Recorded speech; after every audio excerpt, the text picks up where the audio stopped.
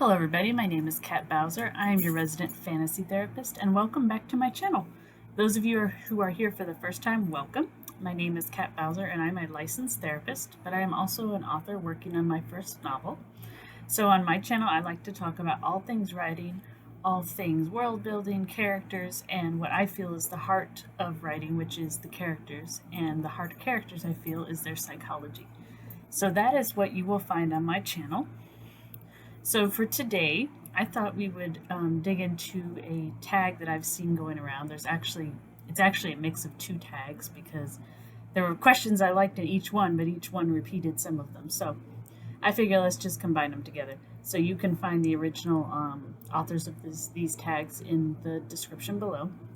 So basically, everybody has an inspiration of sorts for their writing, and for myself, that has always and probably will always be Tolkien, if you can tell by my background here. um, so I thought it'd be fun to just kind of go through these questions with you guys so that you guys kind of get a hint of what it is about Tolkien that I like the most, because chances are you're going to see reflections of it in my own work.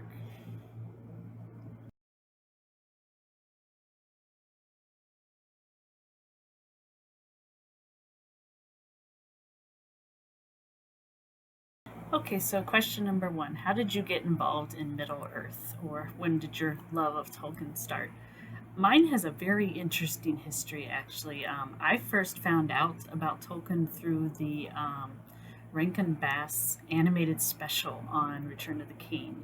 I think I was 6 or 7, and I caught the very end of it on television, and it scared the crap out of me because I tuned in about the part where Frodo becomes overcome by the ring. And I had no idea what was going on. I just knew that it was very intriguing, very interesting, and that I had a golden ring that looked about the same, so I was very freaked out. So a few years went by, and I figured out that Fellowship of the Ring was the first of the books of this show that I had seen. So I picked it up, tried to read it, couldn't get through it. About 7th grade, tried it again, got a little further, but still couldn't really get through it. Come high school, the movies came out. 2001, the first movie, Fellowship, came out. I went and saw it with my sister in the theaters, and I absolutely adored it, loved it. So I went home, I got Fellowship of the Ring again from the library, and this time I plowed through it and absolutely fell in love with it. Those of you who are knowledgeable of Tolkien know that Fellowship is probably the hardest one to get through, and the first 100 pages really were stumping me. But once I pushed past them, I loved it, and I started digging more and more into it. And question number 2, have you read the books? Loved it ever since. Yes, many times, multiple times.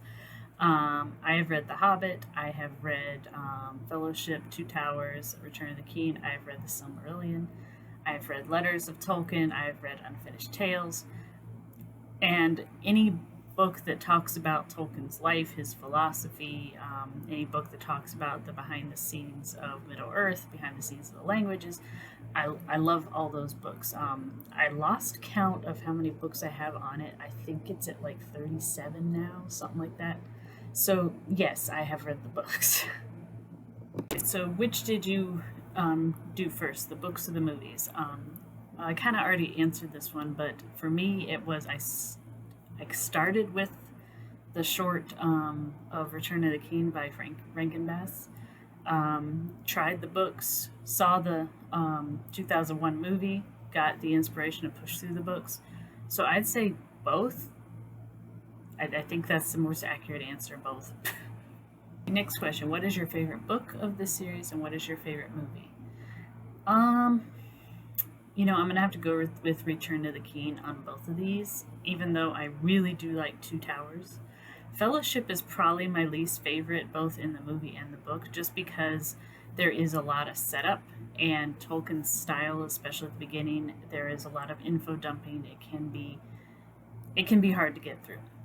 But I love Return of the King. I love how the action builds. I love how the characterizations build. I love seeing all these different characters and their paths kind of converge and come together. I absolutely love the way that they show Frodo and Sam struggle through Mordor. As much as I hate spiders, I love how they did Shelob in the movies. Very frightening.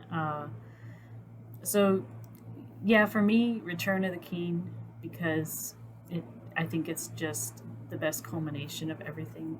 And I still think Return of the King has the best ending of any story I have ever read. It is very hard to bittersweet endings correctly, and I still think Lord of the Rings is probably the only one I think really did it right. Okay, the movies or the books, which ones do you prefer? Oh boy, I'm gonna have to call them equal. I know that's kind of a cop out, but that's really how I feel. There's things in Tolkien's world that you will miss if you have not read the books. There are things in the movies that I think they changed that do very well, and I think they suit the story very well. There's actually a question on that later. I'll get to that later. So, yeah, I'm going to cheat. I'm going to say both. I think they really are equal. I think for as developed a world as Lord of the Rings is, you're never going to get all that detail on screen. It's just not going to happen. Film and books are two very different mediums, and I think if you tried to put everything from the book onto film, it wouldn't really work because what makes something engaging in a book does not necessarily translate to screen. So I view them as two separate universes. I love Lord of the Rings as the books, and I love Lord of the Rings as the film. And I totally understand why some people prefer the books. I totally understand why some people prefer the movies. Count me in for both. Okay, so what do you think is the best actor slash character pairing? Which was the best casting choice? Um, this one's a really hard question because honestly, I think the casting in all these movies, including the Hobbit movies, I do like those. I know that's not a very popular opinion, but I do like those. I think the casting has always been spot on. I particularly like Sean Astin as Sam. I think he does brilliant. I still think it is a travesty that he was not even nominated for a Best Supporting Actor for his role. Um, I also really like Christopher Lee as Saruman. It's Dracula. I mean, who else are you gonna get that does such a good Saruman? Um, I really like oh geez, Martin Freeman as Bilbo, young Bilbo. Uh, Vigo um, Vigo Mortenstein. I always say his last name wrong, so I'm gonna just apologize right now. I think he makes an excellent Aragorn. I really can't think of a character that I don't think was casted well, but those are probably my tops.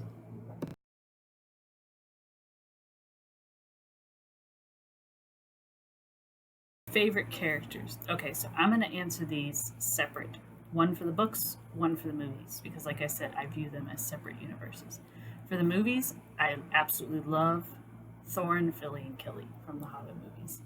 Um, they really expanded on their character from the appendixes of Lord of the Rings, which I think was very desperately needed.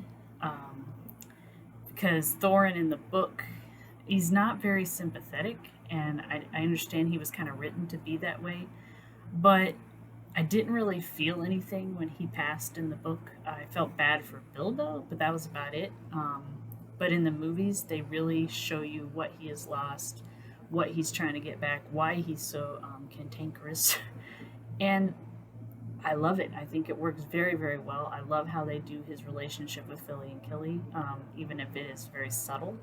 So those are probably my favorites in the movies. If I'm going to pick from the Lord of the Rings, my favorite character in Lord of the Rings, um, I really like Merry and Pippin. I like how the actors portrayed them, at least from the Two Towers onward. In Fellowship, they kind of got dissed a little bit, but I think they did improve from Two Towers onward. Not as good as the books, but still very well done. I love Aragorn in the movies, and again, this is something I think I address later on. But I love the way they did his character because Aragorn's character in the books is this very much King Arthur type figure. He doesn't really have a lot of flaws. And while that's interesting, I much prefer movie Aragorn, honestly. So, book wise, who do I like? I really love Frodo in the book. Um, I do think Elijah Wood does an excellent job, but they lost a lot of his assertiveness and a lot of his courageous personality that is very present in the book. And I understand why they did it because they were trying to drive home what the ring was doing to him, but it is kind of a shame because Book Frodo, you can see Bilbo in Book Frodo much more than I think you can in the movies. Um, Other one, Faramir. Faramir, I do like the actor they got for Faramir. He really sells that role. I don't like the changes they made to the character in the movies so much, but it doesn't make me hate the character. But Faramir in the books, he's probably the nicest guy in the book, honestly. He is very honorable, he is very kind hearted, and he, I don't want to say he's the better brother because Boromir is very honorable as well. But I think they were making I think Tolkien was doing a comparison between Boromir and Faramir and Isildur and his brother, who I can never remember his name. I think is Anarion or something. I'm not even going to try to remember his name. There's so many names in that book. But anyway, I think they were doing a very obvious comparison between the two, and I really like Faramir as the more upstanding, honorable, does the right thing, not so much concerned of power personality. So he's one of my favorites in the books. Pippin and Merry, oddly enough, they do more in the books, but I prefer their personality a little bit more in the movies. I think it's because in the books I don't know, they're a little more subdued. Um, Not that they don't have any personality, and the movies definitely over exaggerate it, but I still like them. I think the only ones in the books, really personality wise, that I don't like are the ones that you're not supposed to like. So that's my take on it. Do you know any of Tolkien's languages? Written, yes. If it's written out, I can read a little bit of Khazdur, which is Dwarvish, a little bit of Elvish, but not enough that I could have a conversation. And honestly, this has kind of been my thing with languages my whole life. Is I'm very fascinated with them. I can learn how to spell and write them very well, but hearing them and speaking them is a lot harder for me. And the way that Tolkien pronounces some of the vowels and whatnot is a little hard for me to do. So, do I know them? Yes. Can I speak them for you? No. I could write them for you. Right, what is your opinion on the movie adaptation? Okay, so I've kind of talked about this a little bit, but I think these are damn good movie adaptations. They're not perfect, they're not flawless by any means, but they're about as good as you're gonna get because, I mean, Lord of the Rings and Middle Earth in general has so much information in it, so much lore, so much background. You literally cannot get all that on screen. It's just not going to happen. I think if you tried to get it on screen, it would turn out very badly. I don't think that it would flow well. I don't think it would be as engaging. You kind of have to pick what you adapt. Now, are there things that they did in the movies that I wish they hadn't done? Yeah, but there's also things they did in the movies that I'm really glad they did. So overall, do I understand why some people aren't fond of them? I I am. I kind of see it though as being almost too picky, if I'm going to be completely honest, because I think some people they look at it and they want to see exactly what they're reading on screen. But for me, if that's what you want, you might as well just read the book. Because film, like I said earlier, is a very different medium. You have to do some things differently. You have to change some things around. And for me, I think what they did and what they had to change, what they chose to change, overall turned out really well. If you were a race in Middle Earth, what race would you be? I would be a dwarf. um, because females are rare in that race, and I'm assuming I get to keep my gender. So if you're a female, you kind of get to call all the shots. I mean, you get to call the shots in dating, you get to call the shots in marriage. You're still expected to have a trade. That's kind of what all dwarves do. Your family is going to be very protective of you, and you get to live in really awesome mountain halls. I'd be cool with that. When I first got interested in Middle Earth, I was intrigued by the elves. But to be honest, the more I learned about the elves, some of them are kind of dicks. I mean, they really are. They're the ones we meet in Lord of the Rings are much nicer than the ones in some of their history.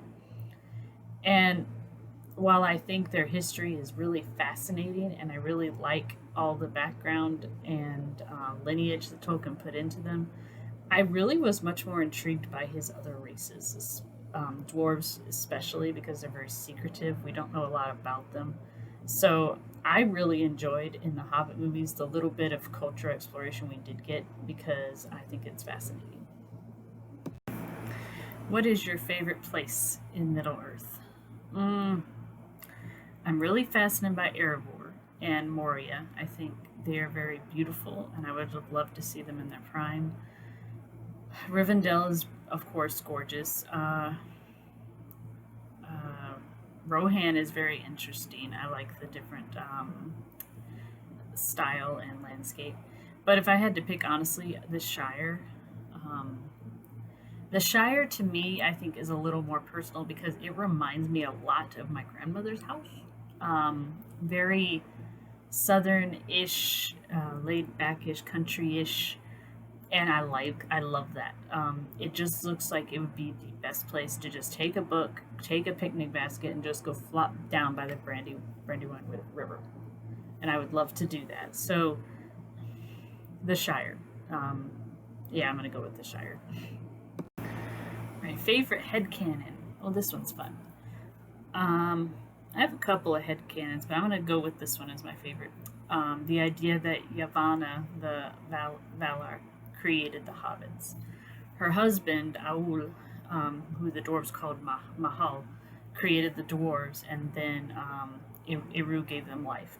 So my headcanon is that Yavanna, seeing the creation of men, made the hobbits based off of men as a way for her to protect the earth because they till the earth and they tend to crops and plants just like the Ents tend to her forests. So that's my favorite headcanon. Okay, so this question is what is something that the movies did better and what is something that you would miss if you did not read the books? Okay, so something the movies did better. And I realize this is going to be controversial, but quite frankly, I don't care. They took out Tom Bombadil. I don't like Tom. I'm sorry. I know this kind of is blasphemy for some book fans, but I have never liked Tom. The chapter where Tom is introduced with his wife, it bored me. It didn't make sense. It felt like a massive tone shift. I understand why it's there because it was supposed to be kind of like a play on Quest. You run into like these mythical creatures that have magic and powers, and they don't always explain it. So I get why it's there. I just don't think it fits. It feels very it just feels out of place to me. And I will mention one other thing that I think the movies did better, and that is speeding up the timeline. In the books, 17 years pass between the party in the Shire and Frodo inheriting the ring and when they actually set off on the journey.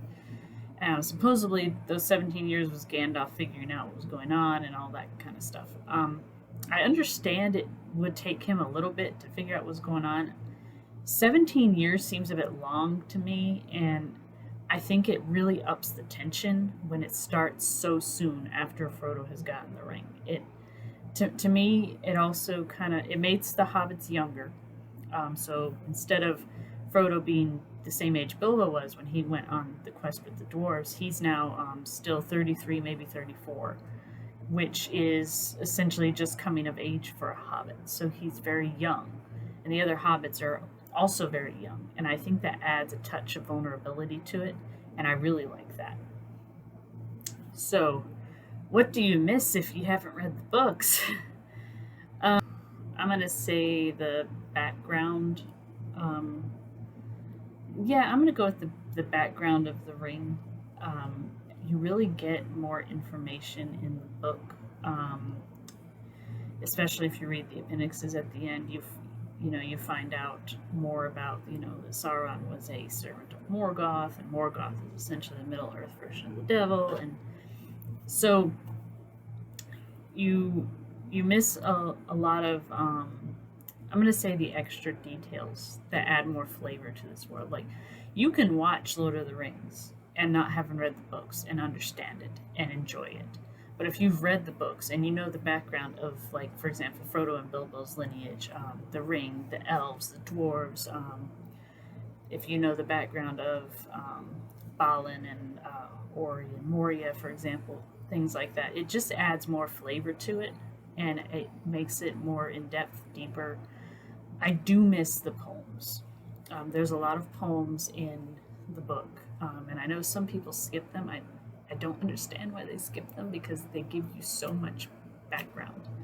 My favorite is definitely the song Gimli sings in Fellowship when they're walking through Moria. He tells Sam that these are not just holes in the ground, and he sings Durin's song, which talks about how Durin awoke and named all the hills and wells, and talks about how the dwarves were in their prime, and then it goes into how they had their fall, and it ends with this, not a sense of optimism, but a sense of hope, because it talks about Durin being reborn into his descendants, and I really like that, and you really miss that when those songs aren't included. So I'm gonna go with that. Just the overall background is much deeper in the books. Your unpopular opinion about Middle Earth. I kind of touched on this one a little bit. I don't like Tom Bombadil. I think the books would be just as good, if not better, if he wasn't in them. I still feel like at the end of The Hobbit, at least one of Thorin's nephews should have survived and taken the throne. I don't dislike Dane taking the throne because he really is probably one of the better, if not the best, dwarf warrior on Middle Earth. But it just, especially when you know Thorin's history, it just feels kind of like Dane shows up to help with the battle and to help his cousin, and then at the end of it all, he gets the throne. And I don't like it. I just don't like it. As much as I love Thorin, I understand why Tolkien killed him off. I get it, and I'm still okay with that. Not my favorite, but I'm okay with it. But I feel like either Philly or Killy should have lived so that they could take the throne, because then at least Thorin's direct line still continues. So that's my main gripe is Tom, and I think one of Thorin's direct line should have been on the throne of Erebor. All right, last question. How has Tolkien influenced your life? Oh boy. Tolkien really showed me that the amount of depth that I wanted to do with my stories was okay. When I first started writing, I would love to come up with cultures and religions and languages and all kinds of stuff. And I always got told that's a bit extreme, isn't it? But when I learned about Tolkien and learned how much input and how much thought he put into his entire world to make it feel so real, I didn't feel so alone anymore. It's like, oh, I'm not the only person that does this. That's great. um, Definitely Tolkien focusing on platonic relationships. I absolutely adore that. I don't see it nearly enough. And so that's something I tend to do as well. I think there needs to be more of it, honestly. But just his overall, I'm going to say his overall idea that good will be rewarded and that evil will be its own undoing. I really like that idea. And honestly, I still believe it to some extent. I know it can be hard sometimes given how the world is sometimes, but that's still a belief I cling to. So I'd say he's been very influential, both in my writing and just in my overall philosophy. All right, guys, so thank you for tuning in for my Tolkien slash Lord of the Rings Middle Earth tag, whatever you want to call it. Again, make sure you check out the description for the two original creators of these tags. I added a few of my own questions, but I want to make sure that both those folks get credit as well. Um, I hope to have another video for you guys on some writing in the next couple of days. As always, if you guys have comments or suggestions, please leave them below, and you can always follow me on social media. Make sure, if you like this kind of content, to subscribe so you know whenever I put up a new video. And until then, I will see you guys later. Thanks. Bye.